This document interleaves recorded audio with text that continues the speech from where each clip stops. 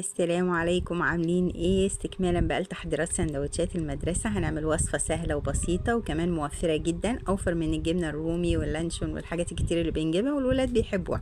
هنعمل الناجتس البيتي، هنعمله بطريقة سهلة وبمكونات بسيطة خالص. صلي على الرسول ونبدأ كده ونسمي الله. اول حاجة انا معايا هنا اقل من ربع كيلو صدور فراخ، او ممكن من الوراك، يعني اي قطعة من لحمة الفراخ بقطعها كده مكعبات صغيره. معايا هنا ده عيش فينو مبلول، بس انا للامانه ده ما كانش عندي عيش فينو. انا بيبقى عندي بيتبقى لما بناكل عيش بلحمه، بيتبقى عندنا الطرف اللي هو الاخير ده، هوريهولكوا دلوقتي. اللي هو ده الولاد ما بيرضوش ياكلوه، فانا بصراحه مش برميه، انا بشيله اليوم زي ده، ببقى محتاجه كده لقمه زي دي باخدها. بعمل مثلا شوربه عدس او كلام من ده، بقطعها مكعبات واحمرها كده بحته سمنه واكل بيها شوربه العدس، بتبقى تحفه تحفه تحفه. او لو اي فته انتي بتعمليها برضو بيبقى طعمها جميل معاها. وعندي هنا بلتها كده وسبتها لما باشت خالص، وعصرتها جدا من الميه اللي فيها وسبتها. معايا هنا بصلايه مسلوقه، يعني بصي لدرجة انها تبقى مهرية، بسلقها بقشرها وبعد كده بشيل القشرة من عليها. اللهم صل وسلم وبارك على سيدنا محمد. بقشرها، بسلقها بقشرها وبقشرها بعد كده.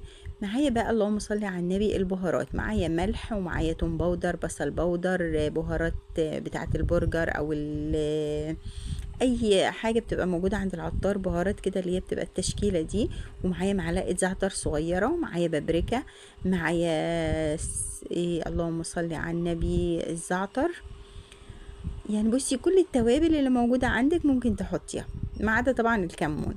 ومعايا هنا دي معلقه نشا، ودي معلقه بقسماط مطحون او ممكن فيجيتار الموجود عندك او المتاح، ودي معلقه لبن بودره، يعني دي اختياري بس هي برضو بتخلي الطعم حلو وبتخلي الفراخ بتاعتي لها يعني طعم غني كده وطراوه.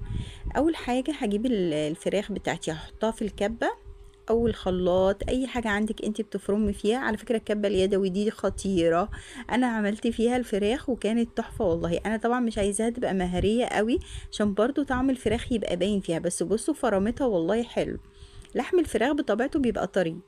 هحط برضو معاها البصلايه، طبعا انا سلقاها على يعني جامد، فانا هحطها معاها مش هتتعبني برضو في الفرم. اللهم صل وسلم على سيدنا محمد.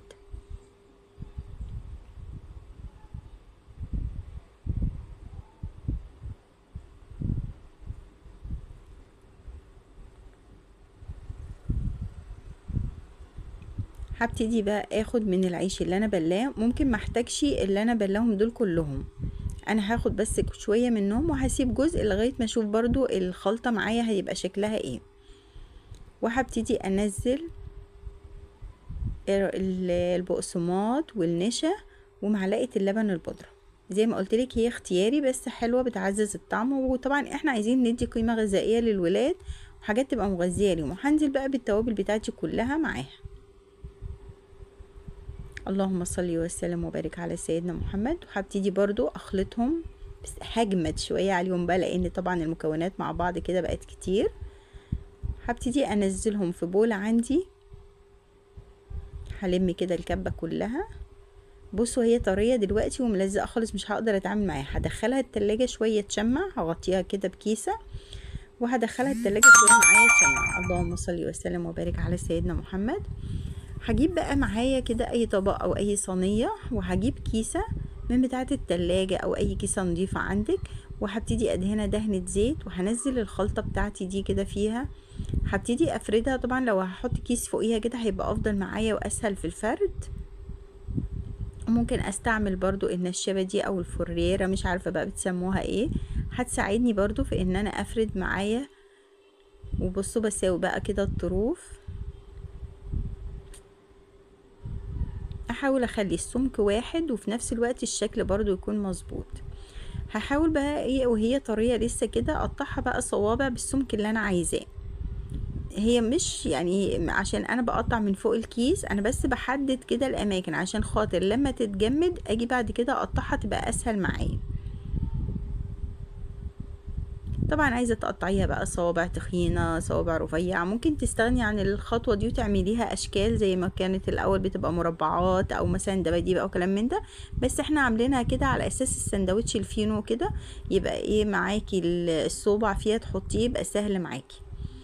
دخلته بقى الفريزر لغايه ما اتجمد خالص زي ما انت شايفه، بصي التلج عليه حجر يعني زي ما بيقولوا، عشان اقدر اتعامل معاه. معايا هنا ده الكريسبي اللي هو بيتباع ده، عارفينه بنجيبه طبعا عشان الكنتاكي والحاجات دي، بس انا طحنته في الخلاط طحنه. معايا معلقه من الفيجيتار كبيره، معايا جنزبيل، معايا معلقه نشا وبهارات. طبعا الفيجيتار بيبقى جاي كده كده عليه توابل. بقلب الخلطه دي كلها مع بعضها. معايا هنا معلقه نشا، باخد عليها بس معلقه من الخلطه ديت، وهبتدي احلها كده بشويه ميه مش كتير، انا عايزاها يبقى تقيل يعني زي الكيكه كده، او اتقل كمان شويه من الكيكه.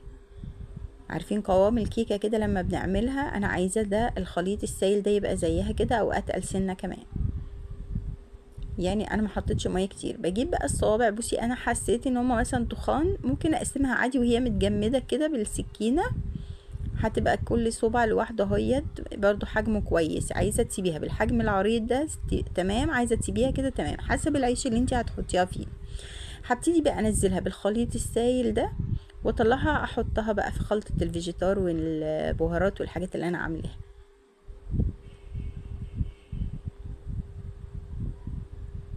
اللهم صل وسلم وبارك على سيدنا محمد. ما اخدتش وقت معانا وفي نفس الوقت حاجه مغذيه. يعني انا عايزه اقولك ان الجبنه الرومي دي يعني خراب بيوت يوم فيه ويوم ما فيش ب60 جنيه جبنه رومي، غير طبعا جنبها لانشون، غير جنبها جبنه بيضه، زيتون، مش عارف ايه. لا يعني بصي، ودي حاجه الولاد بيحبوها. انا عملت الكميه كلها، عبيتها بقى في اطباق من بتاعه التلاجة ديت، او اي اطباق عندك اللي هي الفل اي حاجه. طلعوا لي ما شاء الله كميه كبيره، حوالي اكتر من 25 قطعه او صبع. طبعا انا لما اجي اطلعها عشان اقليها، بقليها وهي مجمده زي ما هي، ما تسيبيهاش، ما تحاوليش تسيبيها تفك خالص لانها هتفك من بعضها. لكن وهي مجمده كده هبتدي انزل بيها في الزيت واقليها على طول، ما المسهاش ولا اقلبها غير لما يبتدي الجنب اللي انا حطيتها فيه يكون اتحمر معايا. وبعد كده هبتدي اقلبها على الوشين. بألف هنا وشفا على قلوبكم. ما تنسوش تشتركوا في القناة وتدعمونا بلايك وشير وتعليق حلو زي قلوبكم الطيبة.